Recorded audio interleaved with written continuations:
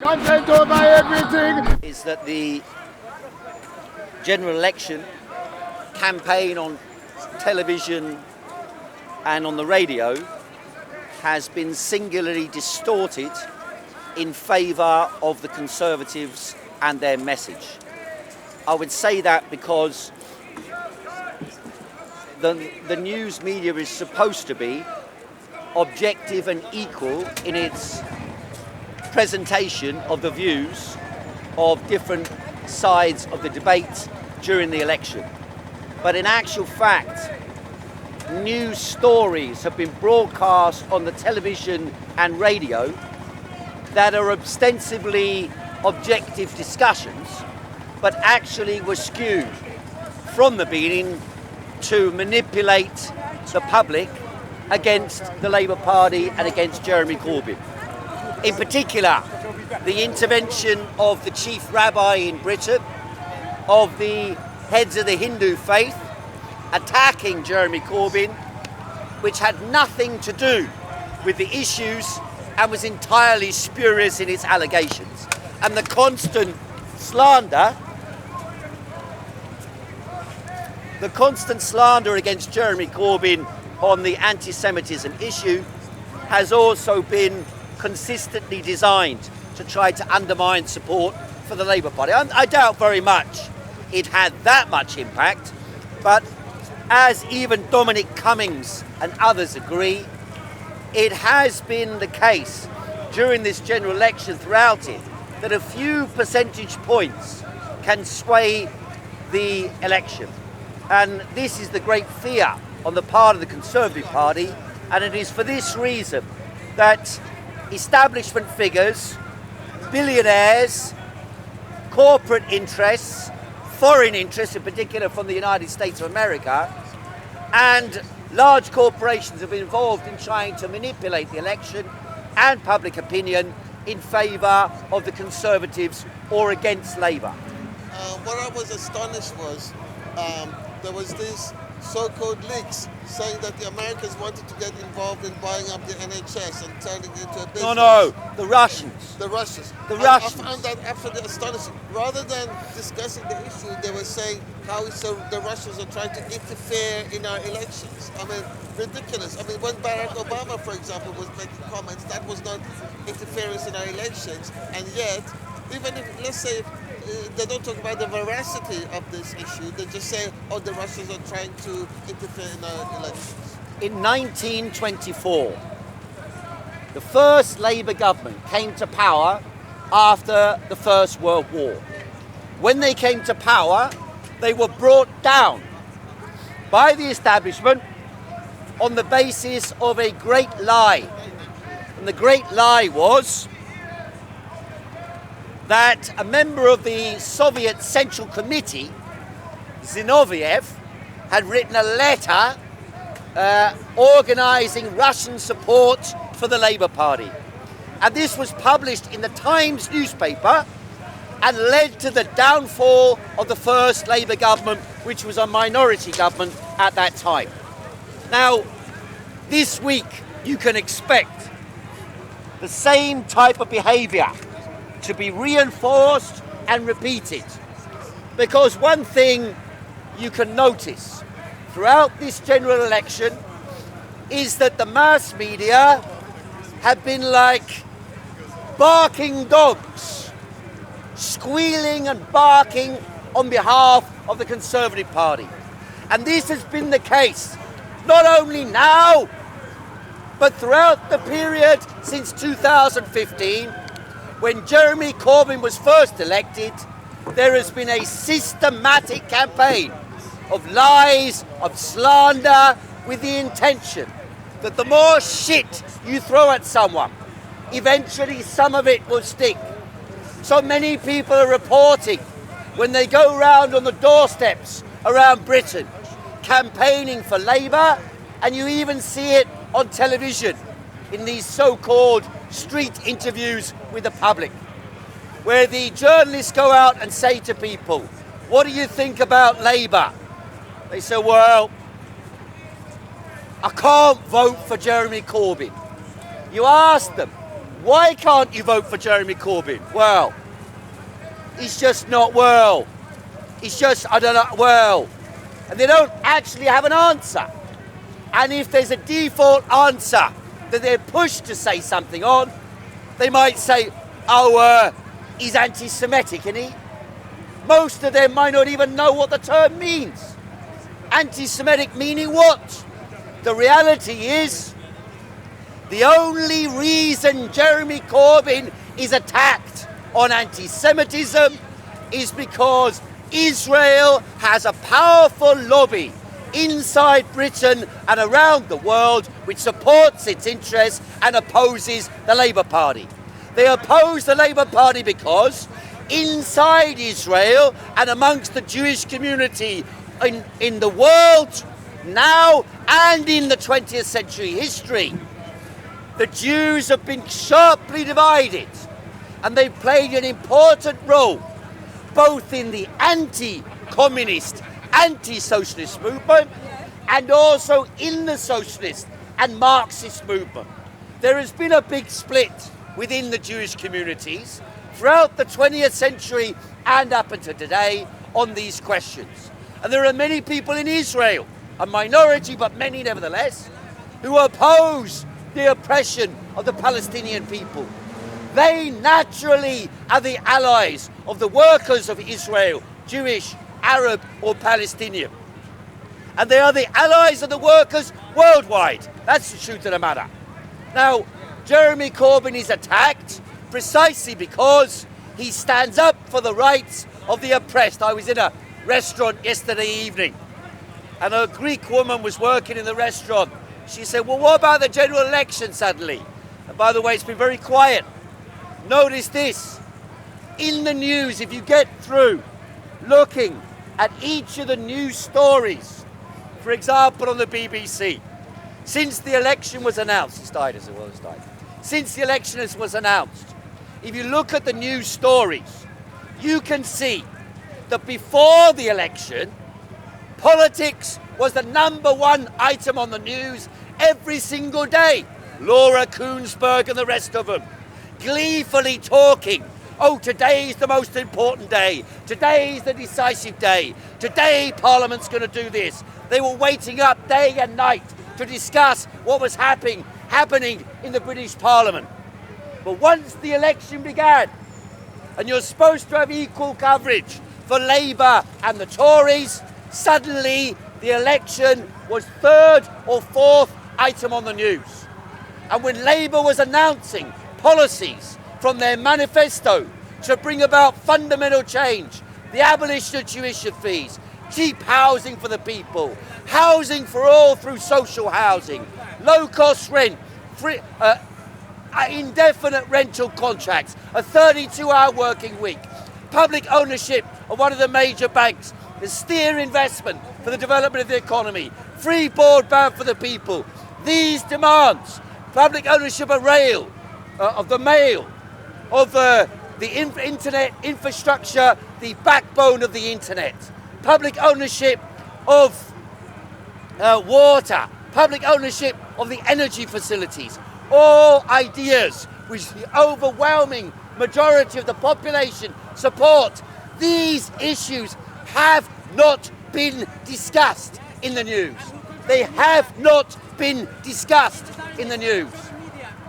Because the newspapers are owned by 4 billionaires. They talk about Russian interference in releasing a document that the government does not deny has the truth in it about the negotiations between American trade negotiators and British trade negotiation about what they will do post-Brexit. And when Jeremy Corbyn brought this out and reported it to the public on television, what has the story become today? Look in the news today. What are they talking about? Health service, education, housing, ecology? No, they're talking, did the Russians release this document? Did the Russians release the document? I don't see anyone complaining about the fact that there are millions of newspapers at every tube station in London. being distributed by people for free, owned by a Russian oligarch, promoting the Conservative agenda and opposing Labour? What about the other newspapers owned by oligarchs and billionaires? Every day with headlines, Corbyn mad, Corbyn out, stop Corbyn, collapse of society. This is what they want to make out. That on Friday, if the people were to vote for Jeremy Corbyn, on Friday the Labour Party will come to power, then the Kremlin will somehow revitalise communism, and on Monday morning Joseph Stalin will control Britain. This is the rubbish they're trying to fill the minds of the population with. The idea that democracy will be destroyed in Britain by the election of a Labour government that stands up for the rights and the well-being of the mass of the population. And I had this lady last night in the restaurant, she said to me, well, Jeremy Corbyn is offering so many things. He's offering, he's saying we should have 8 new players for Arsenal. And Joe Swinson said, oh, he's offering everyone a brand new pony. This is the 5th richest country in the world. Walk down the street from Winter Wonderland.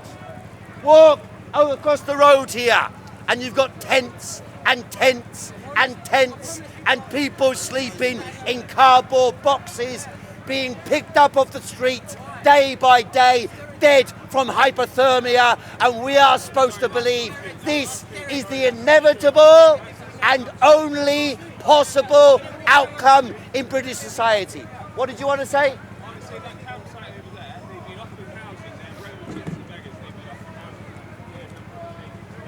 Sorry, you are guessing this or you know what you're talking about? Sorry, what you just said.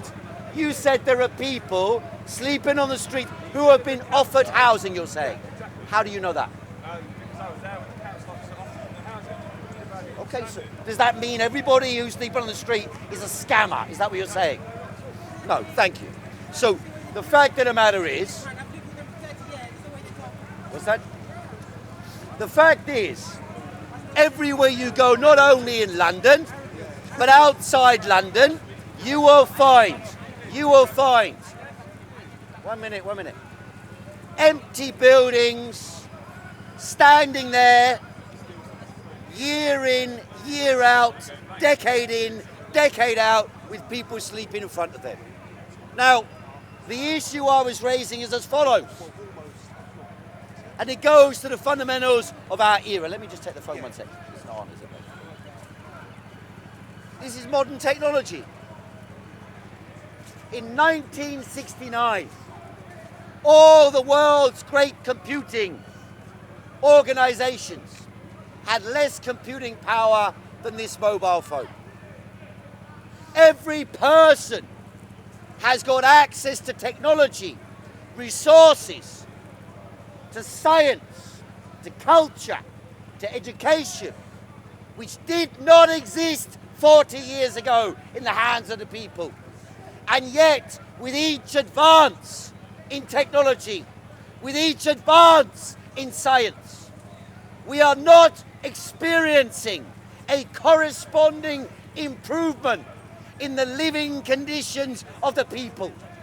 That is the fundamental issue at this election and in British society and around the world. And by the way, yes, Jeremy Corbyn is right not to take a position on Brexit, because the fundamental argument that was given for the last 3 years, that the only important issue in the world is whether Britain is aligned with the European Union or not.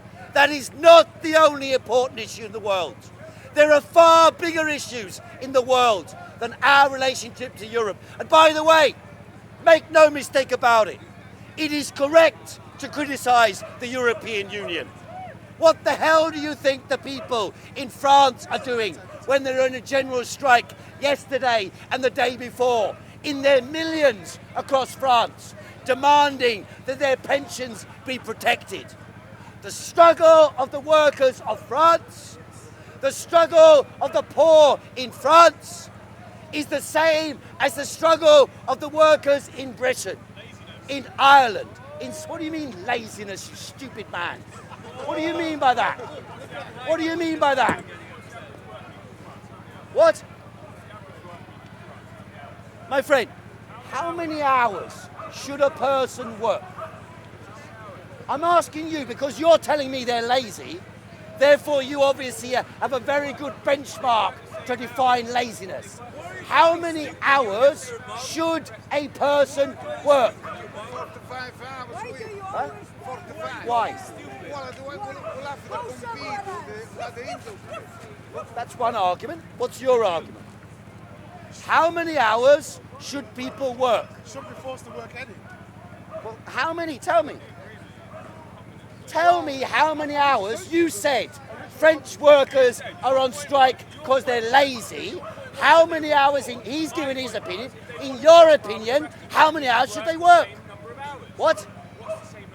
What? I'm asking you, how many hours, in your opinion, people should work? How many do you work? About what? About 60. So I'm saying this, I repeat it again, so you understand where I'm coming from. The gentleman can here understand that as well, although he has contradictory interests on that. With every advance in technology, it is my view that there should be a corresponding improvement in the lives, living conditions, and in the working conditions, and in the period of work, and in the period of the working life. Every advance in technology should improve our lives. But actually what has happened is, in the last 20 years, which has seen the greatest advance in technology in the history of mankind, the working day has increased, the working hour has intensified, and the working life has been extended as pensions ages are increased. So that is the essence of the question. Not whether you think, oh my God, as our friend here said. What? Sitting at a computer, taking a phone call, and then typing, you're working in a contact centre, or like working in a mine with coal on your face, you die when you're 40. I said, every advance in technology.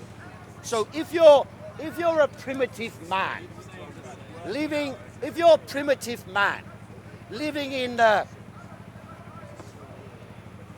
jungles of Brazil, and you have to scrape an existence by picking and killing and so on, but you have no technology. There's a difference if you develop guns to shoot animals, if you develop cultivation to grow crops. You can increase the productive output that you engage in because of knowledge, because of technology, and because of its application. And therefore, naturally, such a primitive human being, confronted by the potential for advance and improvement, naturally applies the latest knowledge that they can get to improve their lives. Now, you are saying every advance in technology should produce increased work, increased burdens, increased stress. Then what are you saying? What then? We were talking about what laziness? What laziness? What laziness?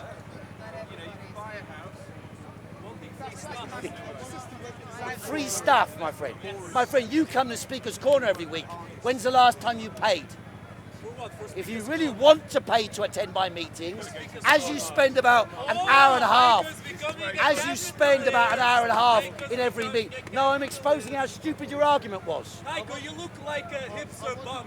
None of your arguments work. One is correct corruption right at the top, which is how billionaires finance political parties, especially in America, and how they pay so little tax. So, for example, in America, the big corporations pay only 12%. Trump has brought it down to 12% tax. They could make hundreds of billions, and yet they pay 12% tax. There's somebody working in McDonald's could pay 40-45% tax. So it's this lack of tax evasion and tax corruption right at the top of political parties. It is perfectly true. It is perfectly true that the psychology in society adjusts itself according to where you are in society. So the gentleman there earlier on was saying they're lazy in France. But of course, when people sit around and ponder, what would I do if I get millions of pounds on the lottery? People say, oh, I'd go on holiday. I'd sit in the sun. I'd enjoy my life. I'd take a rest. I'd spend my time, travel the world. I'd discover things. I might continue a bit of part-time work on the side. So the natural inclination on the part of people who are working for their lives, if they made a lot of money suddenly, they think that would be a means to escape from drudgery. But you see, the gentleman here imagines that he somehow has to prove his lackeyism to the ruling class, to the elite, to the billionaires who sit around playing chess with British politics at the moment. It is billionaires putting money into adverts on Facebook to manipulate the election.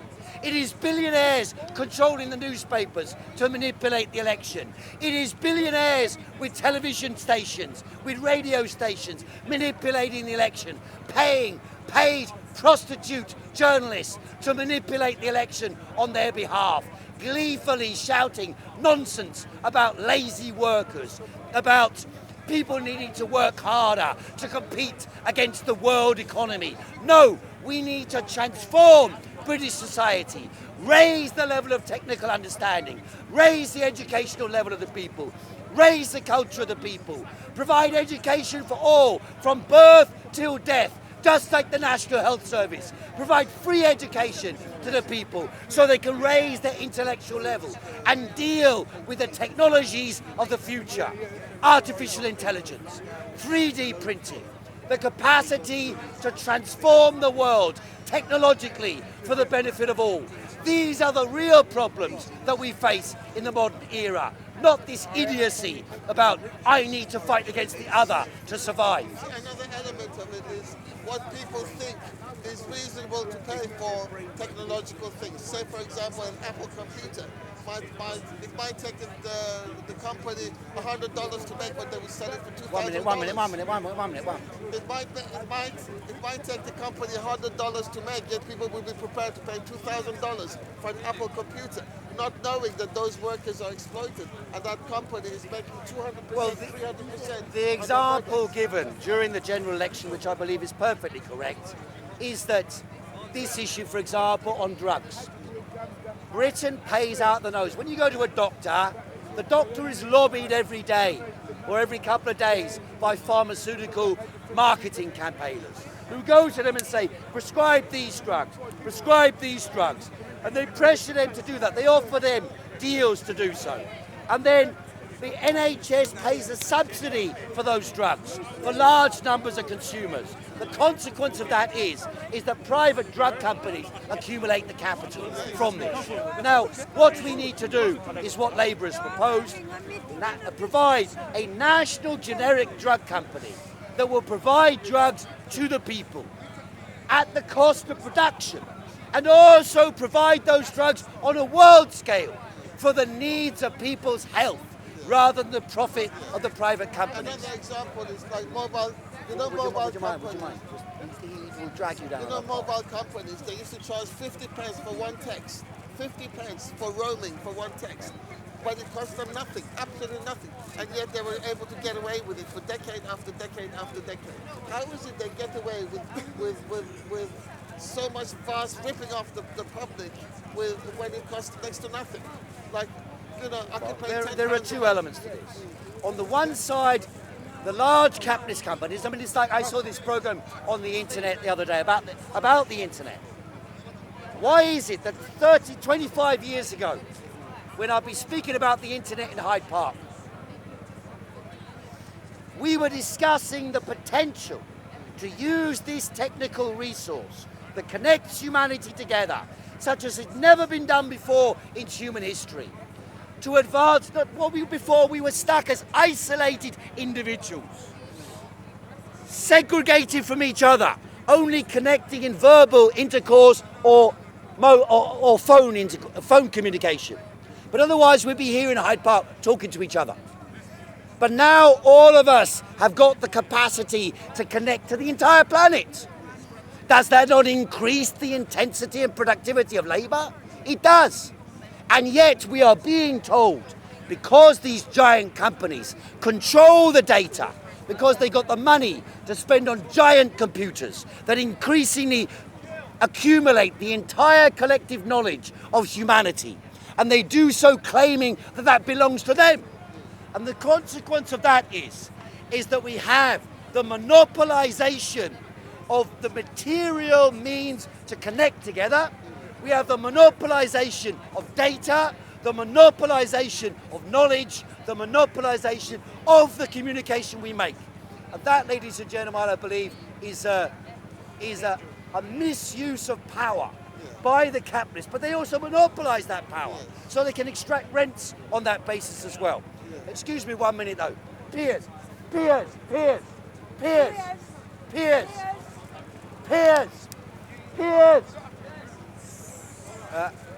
I'd just like to bring in, because it's the general election, we're talking about the Labour Party, I'd just like to bring in Jeremy Corbyn's brother, who's here now to speak to us. So Piers Corbyn speaking about the election.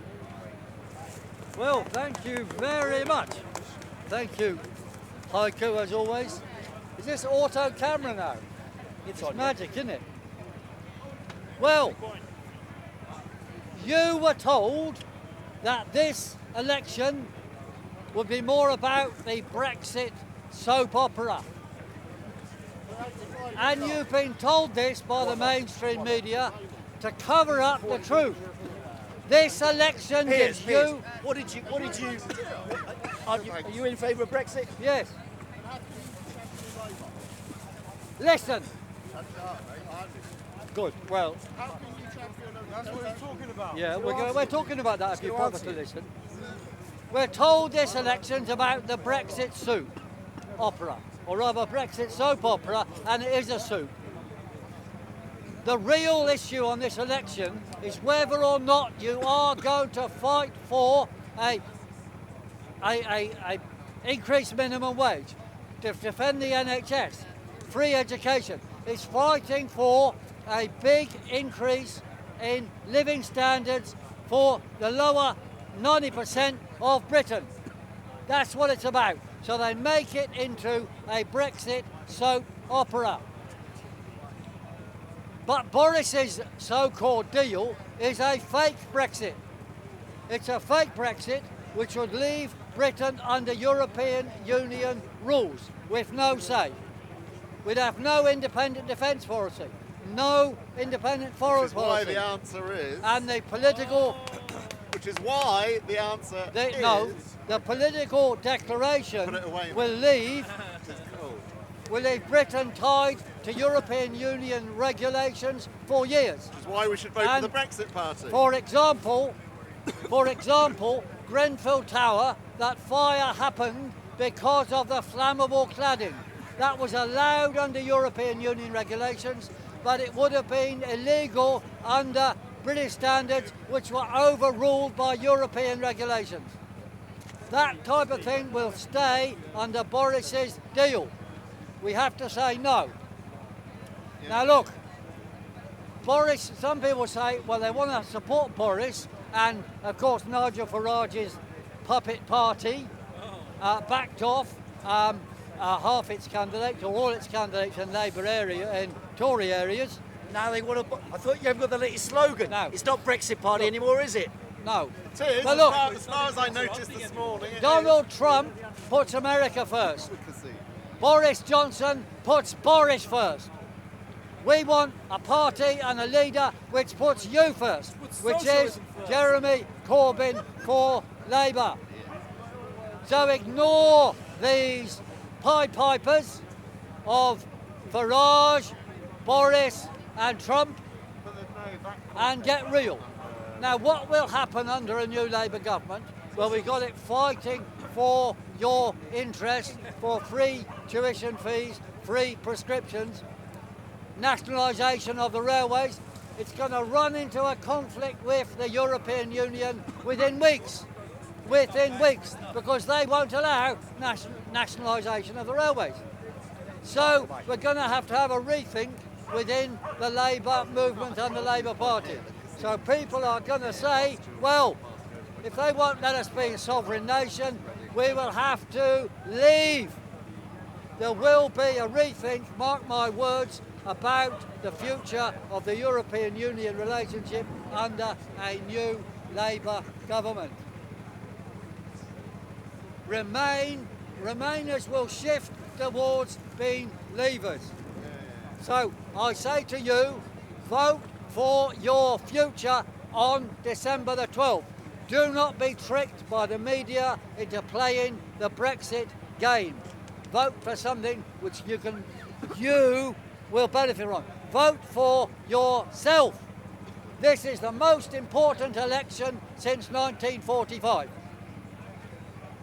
The future is in your hands. And tell anybody you have, your friends, especially in the north, to vote Labour for a better future on December the 12th. Thank you.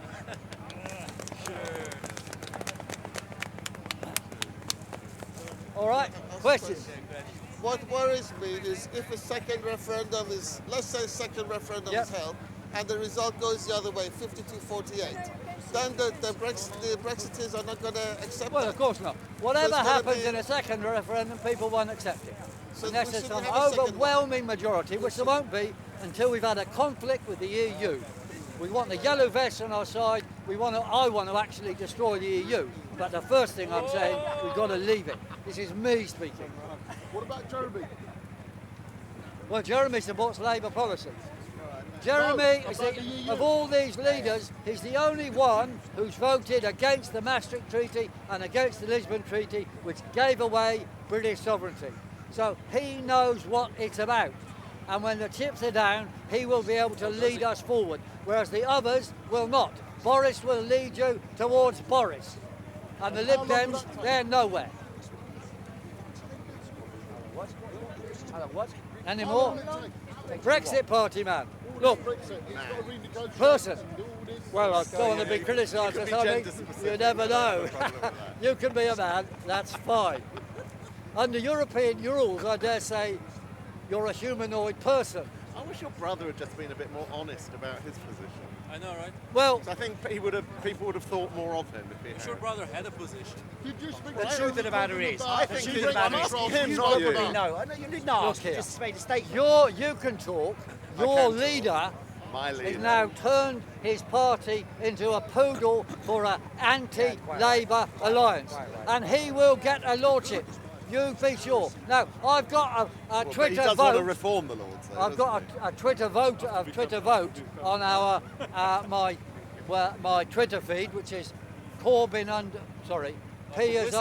Corbyn, where I've been having a vote. Will Nigel Farage get a peerage or will he not? Where's the From money Boris, there? of course. And it's about 50-50. So a lot of people are thinking he will. Well, whatever, I He's don't a know. poodle It of could the be Yanks. that, it He's could a be. poodle of the Yanks and he's a poodle of Boris Johnson. That's We the truth say of the no matter. to poodles, no to Pied Pipers. No to poodles. Vote What Jeremy about Chihuahua? No to Corbyn on socialism. December the 12th. Yeah, to that. No, I say yes to socialism. No, say no to socialism. All these, You all say these, that, that's your choice. You can bugger off Well, somewhere else you and know, talk about we're it. talking about a Labour government, Labour government to triggered. bring you real change. That is possible. That is possible, and it's the most important election since 1945. So you should get all your friends out, and it's going to be very cold and wet on Thursday, which is what we warned of 100 days ago at weatheraction.com. So vote early, get your friends out, and phone people in the north who will be inundated with snow, some of them. Tell them to get out and vote and is that why they've ignore done it in the December, 'cause the Farage, north will be in Trump, snow? Boris trick. All these attacks on Corbyn, what's the best strategy? Is it to fight back or to just ignore these attacks? Because there's all this anti-Semitic stuff that's thrown at him, Well, and you know, he would The make the IRA anti-Semitism and all claim that. is utter fake news, falsity, but- and new but should they attack McCarthyism. back or It should is they stay evil. silent? Now, I'm bought into it as well. I'm accused of this thing, so they put a story, oh, Corbyn's brother is blah, blah, blah. It's nonsense. I've employed Jews, I've been married to a Jew, I've worked with Jewish scientists, I've written scientific papers with Jewish people. It's a complete In nonsense fact, the story. Queen has met the Sinn Féin. You know, the Queen has met Sinn Féin. Yet they never say, "Oh, the Queen is a supporter That's of the Sinn bottom Féin." line, isn't it? So the point is, they say anti-Semitism, Yeah. and then there's nothing Jeremy can do because they come on television and they say anti-Semitism, anti-Semitism, anti-Semitism. So what is Or it? meeting If he Sinn says, Féin, or I'm not meeting going to Sinn Féin. discuss that, then they say he's avoiding anti-Semitism. And then if he says, okay, I'll discuss that, then they say, apologise, apologise, apologise, apologise. So you can't win on that front. That's the manipulation. You can't apologise for what crazy Exactly, people may do in or out of the party. Look, in terms of anti-Semitism, where it's real is in the Tory party, the Brexit party, and UKIP. That is where there is anti-Semitism. You know, Jeremy Corbyn defends a green industrial revolution. What do you think about that? Well, I support the things like better insulation of homes. You see, that policy really is like Keynesian economics. It's a quantitative easing, but given to, you know, lower income people and in their interest. But he So wants to it's a end good carbon thing. dioxide Yeah, but that's emissions. nonsense. That's impossible. Well, that's what your brother says. Why are you supporting Well, him then? Many people say that. Well, In fact, many people all the say that. parties It's say that. nonsense. It's All nonsense. the parties say that. You know the I'm argument. saying Why is he you supporting all got the to parties? support He's against Labour. Don't only What support about the something, one national policy. debt? 2.2 trillion pounds in Look, debt. it's printing Exactly. money. Print more money. It's printing money. It doesn't matter. Don't worry about it. They'll print more money. That's all the governments do watch now is they inflation print money. go up, That's watch how employment they go advance up, things. watch the pound go down. about the rent controls. Remember we had a chat last We week? did. I haven't had time to What did talk to he him say? about that. What did he Well, no, say? no. We had a tap. I haven't had time to talk to him about rent controls, but I will send him a text about that and a number of things if I can't speak to him All tomorrow. right, thank you, sir.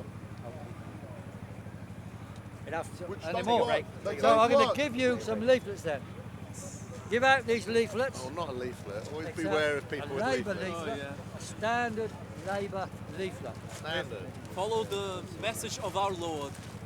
I've got some Jeremy leaflets in my Corbyn. car. Shall I go? What I'd suggest, and Saviour. those people who are Labour Take some. voters, what I'd suggest the following Do you for want the to next take a few few? days. Pass them on.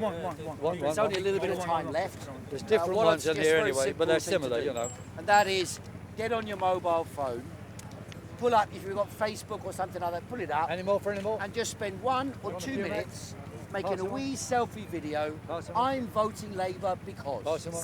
Whatever your main issues Pass them are, record it, What is post it, send it to your friends. Non-sugar That's a sweets. direct connection between All right. you and the never know rest what I've of been the offered here. voting electorate. Suspicious. And those are from the the Israelis. parties Oh, look that you up. need to You're not focus as on. Israeli agent by any Friends, chance? family, associates. Might be You're All Russia. the other Oh, things right. are a little bit difficult to make a big difference. But those can make Good some back difference. there. The other thing to do is to get a little sheet of paper, go to the pound shop, write down on a piece of paper why you're voting Labour, stick it on a bus stop. Yes, we Those are things you can do that can make an impact now to affect the course of the election. There'll be a lot of blank papers around the I always place. eat vegetarian. Well, there may or may not be. Vegetarian, so I'm all right. I think I'll take any No, no, questions. it's all right, it's all right. Okay, I'll take a quick break now. We'll take a little break now. Okay, sir. We'll do. Thank you.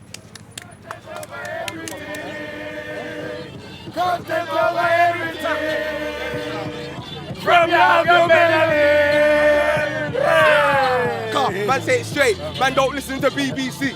Man, don't listen to ITV. God said to Saul, God said to Saul, kill a woman, kill the children, kill the babies. In Islam, the Prophet Muhammad said, in the war, in a battlefield, don't kill women, don't kill children. So now we see clearly the ISIS are following the Bible, not the Quran. Because the Quran clearly says, do not kill children, do not kill women, rather